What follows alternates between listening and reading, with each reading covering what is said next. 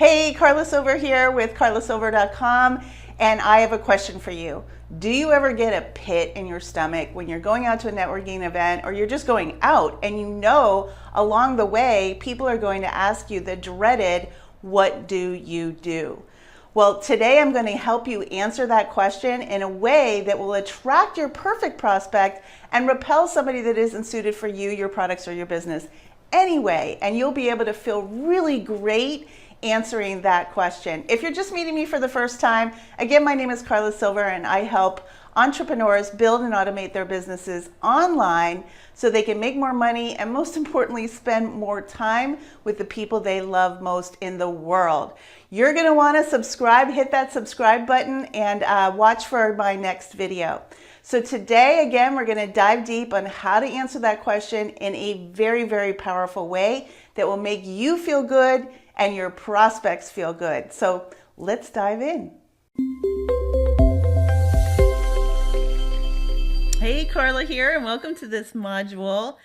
I don't know about you, but when I was employed in a job, I did not have trouble answering the question, what do you do, right? My answer was either I'm an account executive for Tribune Media Services, or I'm a vice president of sales for Excite.com, or I am a title company, right? It's super easy to answer that question when you are in the employed world. However, when you become an entrepreneur, for me at least, and for so many other entrepreneurs that I've worked with over the years, it gets quite awkward, right? What do you say? And the one thing you don't say is you don't say I'm a distributor for X company, right? You want to have a way of answering that question that, number one, makes you feel really comfortable, and number two, does not make you feel, or your prospect or the person that you're talking to, make you feel like you're pitching them or you're salesy or slimy, and you just want to be able to go out in the wide world and feel really confident about you and your answer to that question, because it really doesn't matter where you are. I've been asked that question in the checkout line at the grocery store, at a networking event, at a party, right? It's probably the number one ice-breaking question that people ask each other. What do you do? It is a way for people to begin a conversation, and also, of course, psychologically, it's a way for them to put you in a certain box. They know who you are. So today we're going to talk about how to actually answer that question in a way that you do not feel slimy, that positions yourself, that makes networking and going to parties and all those great things really fun and easy, so that you feel confident that your perfect prospect, when you answer that question, your perfect prospect will come to you and ask you how they can work with you. When I finally perfected this, I knew. I was at a party not too long ago, and somebody asked me what I did. I rattled off my answer, and they said, "Ooh, I totally need that. I want to work with you." And I said, "Great. That's fantastic. Here's my telephone number. Let's talk tomorrow." That kind of thing. So you can feel really confident when you're out there because you know what the answer is. You also can feel confident that you're not using the old-fashioned elevator pitch.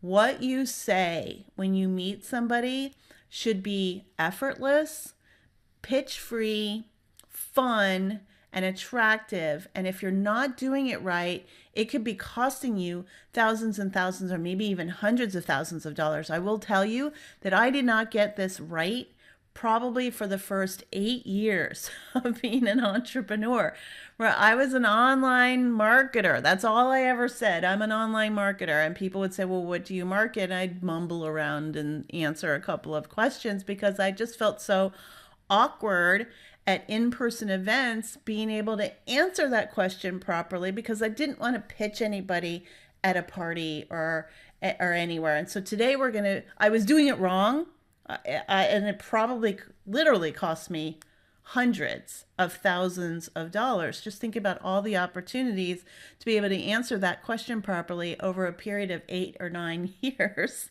and I was doing it wrong. So you're not ever going to be feeling awkward ever again, just like unlike me, the way I was for so long.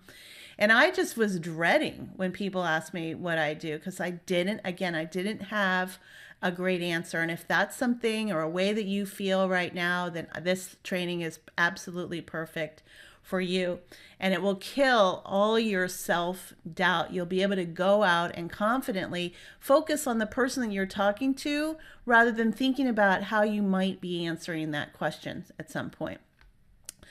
Old elevator pitches definitely don't work. I know that for the longest time I'd say something like, oh, you know those people that build a business from home and make a ton of money?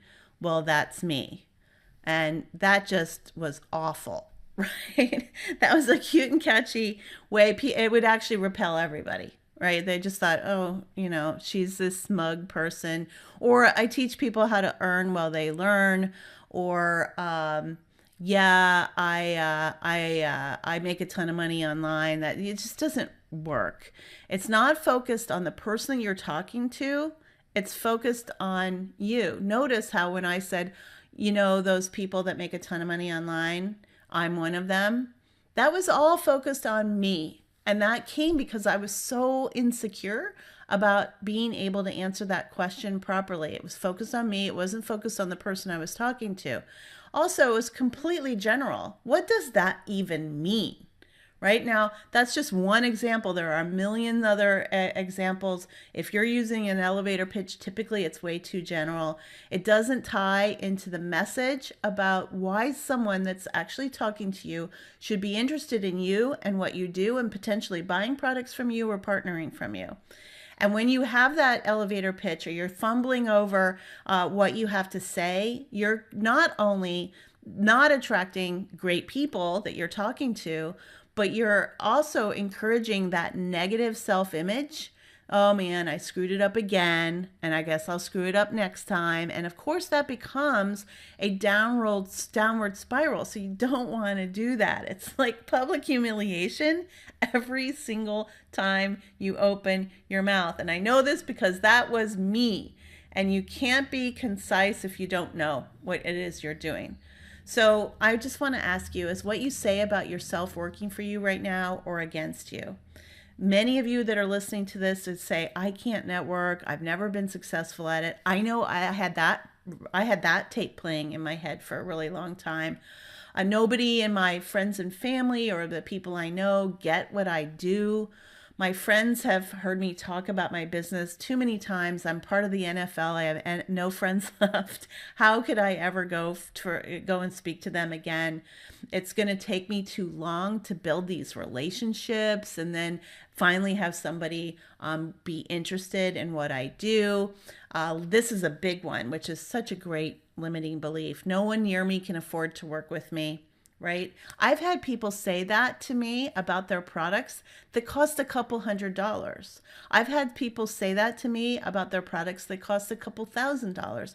I've had some people say that to me that have products that sell for $20,000. I will tell you, I've sold products, all kinds of products, from $1, something that was $1 that took $1 to get started in a business, all the way up to things that have cost tens of $10 or $20 or $30,000. And I'll tell you, it was I had a funny story. I was with a business that it was $25 to start a blog, and I could not sell that for the life of me. Now, I wasn't marketing in person, but I couldn't sell that for the life of me. And I picked up another product that was $2,700 to get started. And wouldn't you know it, in the space of a weekend, people were banging down my door. Some guy figured out I don't even know how, figured out what my cell phone was, called me. My husband and I were apple picking somewhere in the mountains nearby. And he's like, I got to get started. So it isn't about the price ever. It is about how it's positioned and if it solves somebody's problem. So please hear that and take that to heart, because everyone can afford to do something if they want to do it badly enough.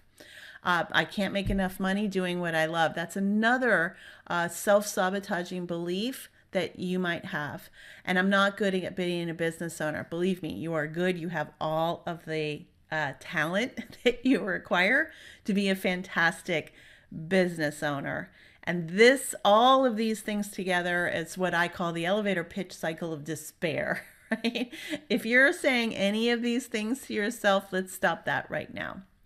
You are not your business. And what do I mean by that? I want to remind you, you do not work for your company. You work for you. When someone asks you what you do, again, the last thing that you're going to want to say is, I sell weight loss products, or for X company, or I represent X company, or I'm a distributor for Y company. You work for you. You are your brand. And we cover this in detail in a huge module in the Top Producer Academy, as well as we spend a month on it in the Top Producer Mastermind. So please remember that you are you, and people get started with people. And more importantly, they get started with people they know, like, and trust. So when you're in a face-to-face opportunity, that's to use a word that I love, the juiciest opportunity that you can to be confident about what you do and be confident about how you answer that what do you do question, so that, again, the person that is the right person says, oh, that will solve my problem. I'm going to show you how to do that in a second. You're here to help people, whether it's losing weight, helping people travel, whether it's essential oils or jewelry or building retirement or nutrition, whatever it is, your product and or your service is there to, it's only successful if it actually solves a problem. So that's what you're about. Again, you are not your business. People don't care about X company's nutrition program. They care that they have a nutrition deficit and they want somebody to help them fix that. Or people don't care that you have 15 million great weight loss videos and shakes and all that stuff. They just care if they want to lose weight or get into shape or travel more or build their retirement. That's what they care about. They don't care about the company. Honestly, I swear to God. People care about you. They want to know, and they actually, if they're asking, I assume that everybody that asks me that question honestly wants to know what I do. They don't really care about the company that I work with. They want to know exactly what I do. So here's the formula. This is important to get. Here's how you're going to answer that question. What do you do? I work with or help. And then you'll put your ideal client in there, who want or needs a benefit that you provide and another benefit. So if your ideal client is, for example, let me make something up. If your ideal client are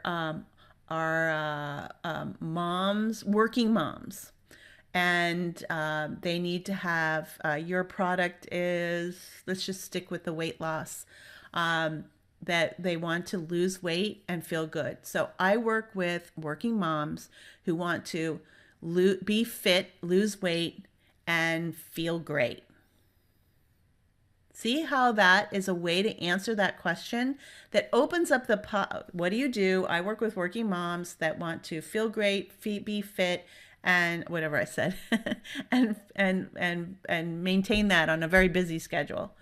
So you see how that answer, if you're actually talking to a working mom that wants the exact same thing, that wants that in their life, they're going to be attracted to you. And let me give you a better example so that I get it out and I don't keep saying it differently. I work with working moms who want to lose weight, get fit, but don't have the time to do it. I work with working moms that want to lose weight, get fit, but don't have the time to do it. So if you're talking to, again, so if you're talking to a working mom who is your ideal client, they're going to say, if you're out there and you're actually giving them an answer to a problem that they have, they're going to come right to you and say, well, how do you do that? I want to work with you, etc. If you're talking to somebody that isn't isn't your perfect client, it's just somebody you meet over a dinner table, they're going to say, hey, that's really cool. and then they move on. You can say, okay, what do you do? Right? So you see how this kind of thing can actually help you generate business really easily and simply at any kind of event. So I'm going to give you a couple examples. Here's one. I work with new moms who are looking to lose their baby weight without having to cook all their meals. So ideal client is new moms. First juicy benefit is lose baby weight. Second juicy benefit is having to cook all their meals. Another example, I work with downsized executives that want to build a retirement savings part-time but don't know how. Beautiful. Their ideal prospect is downsized executives that want to retirement savings part-time but don't know how. Juicy benefit, then juicy benefit. I work with busy women who want to stop their faces from aging without spending a fortune on plastic surgery. Another perfect answer to that question, what do you do? I work with family-oriented network marketing women who want to automate their businesses online so they can spend more time with their families. Who do you think this one is? This is mine, right? I work with family-oriented network marketing women who want to automate their businesses online so they can spend more time with their families. Another example is I help families with financial challenges who need to get out of debt, create a residual income so they can live the life they love.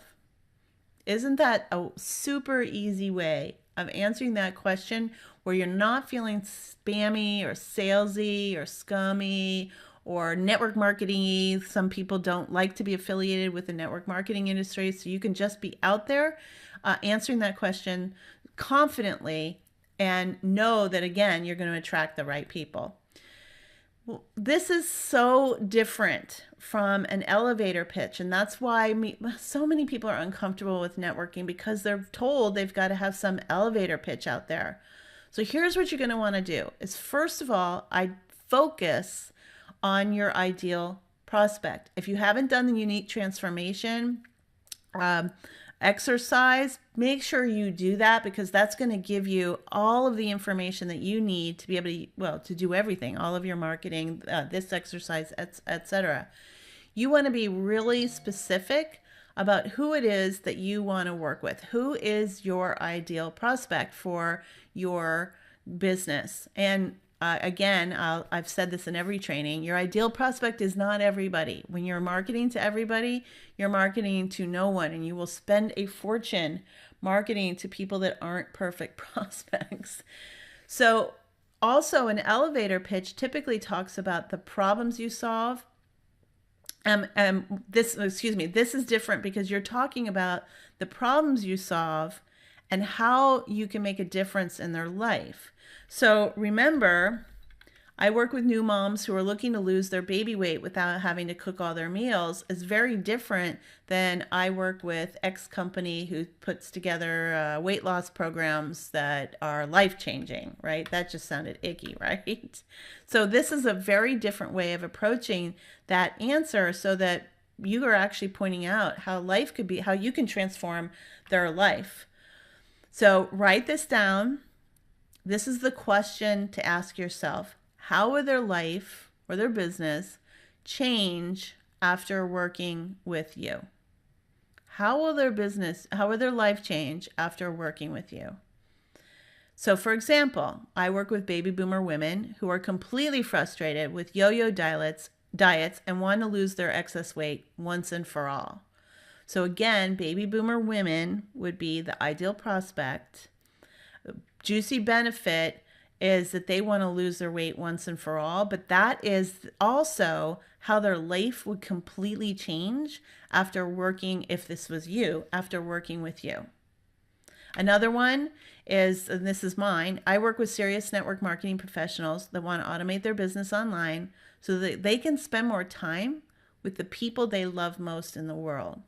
Typically, after working with me, people have more time, right? They know their brand is built online. They have marketing systems in place. Their online sales funnels are in place. All of that happens behind the scenes so that somebody can actually go and spend more time with their families or their loved ones in their life. And I think personally, that's what most people want to do, is be able to spend more time with the people they love most. At least that's what I want to do. So it also makes it very easy for somebody that is your perfect prospect to connect with you. And if they're not going to connect with you. And you know it's perfect. You'll know it, right? You'll know if this works for you, and I guarantee you it will, because you'll be standing across from somebody at a bar or at a sporting event or in the grocery store line or wherever it is that you're out in the world. At that perfect person, that perfect match is going to respond to you. Super easy. It also lets it, you're very clear with your prospect or the person you're talking to. You both are going to know right away if should be continuing to talk or not, especially in a networking event. If you're talking to somebody that wants to meet business owners on Main Street, when you answer that question and properly, and you're not a match, that's great. You can go meet other people. It cuts to the chase very, very quickly. And also, when you're at a networking event, if you answer, people ask you, what do you do? And you answer the question and you get tons of blank stares and nobody's responding to you, you know that you probably don't need to go to that networking event again, right? You'll know that you're at the wrong one and that you should pick another or a different networking event. You don't have time or money, especially time, to go to everything. So you want to make sure that you're focusing your efforts on networking events that are going to pay off for you. When you're super clear about how you introduce yourself, then it'll help you make a decision about where you want to invest your time.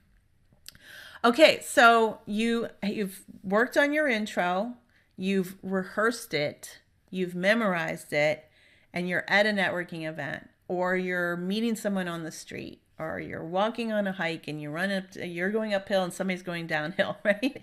And you meet somebody, they ask you what you do, and you tell them, you better be ready for the next step. Because if it's your perfect prospect, they're going to say, really? How do you do that? So you definitely want to have an answer for that. You don't want to be talking about your PhD or your company you work with. They don't care about that. You want to be able to tell them exactly how you do that. The next thing you're going to want to make sure is you have a business card or a way for somebody to get in touch with you. It's got to be very, very clear about what your value is. In real life, you can use a business card, or if you have a URL, I use workwithcarlasilver.com, or my husband and I have workwithdonandcarla.com. So we can just say that and people can remember that. I like to get people's information myself, honestly, because I like to be in charge of the follow-up. I'm not going to be sitting there having a conversation about my whole business on the hiking trail or in the line at the grocery store or even in a networking event. It's not the right place. So I will exchange information with them if there's somebody that is a perfect prospect and says, hey, I want to know what you do. Really, how do you do that? I'll say, listen, let's get together, or I'd love to send you a video. What's your email address, or whatever is appropriate for you and your business. I know exactly what I'm going to do next. And for me, typically is, I'd love to get you some information. Where can I send it? Give me your telephone number and your email address, and I will get that to you right when I get home, or right after tomorrow morning, or whatever it is. I'm always agreeing on the next step, no matter what I'm doing. I'm always agreeing and very clear about my next step and what I want somebody to do and what I'm going to do for that person. So business cards, if that's something that you love, then go do that. But make sure you get their information, because again, especially at a networking event, people collect a bunch of business cards and they may not follow up with you. So you want to be the one to follow up with them. Again, I love telling people to connect with me on Facebook and other social media, YouTube, LinkedIn, mostly Facebook for me, but all of them work. I definitely hand out my website for sure. I know that my social media presence is set up in a way that puts me in the best light possible. And it also demonstrates that I'm a real person. So again, you're here. Obviously, this is something you're interested in. So your online footprint represents you. and you must know that. So make sure that's in line. Will your, as you can do exactly the same thing as in that we're talking about here about what do you do.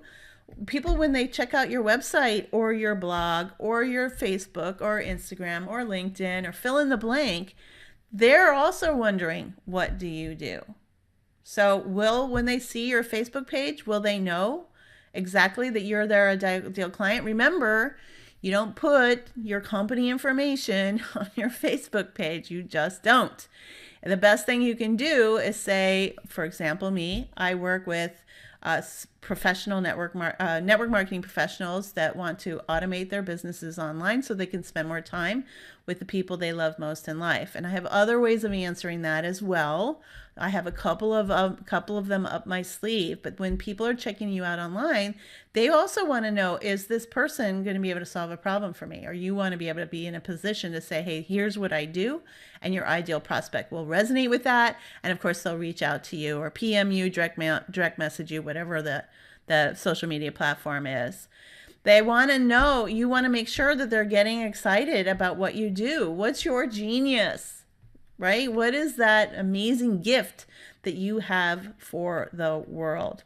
And are you clearly articulating what the impact with working with you or building or buying products from you could possibly have on their life or their business?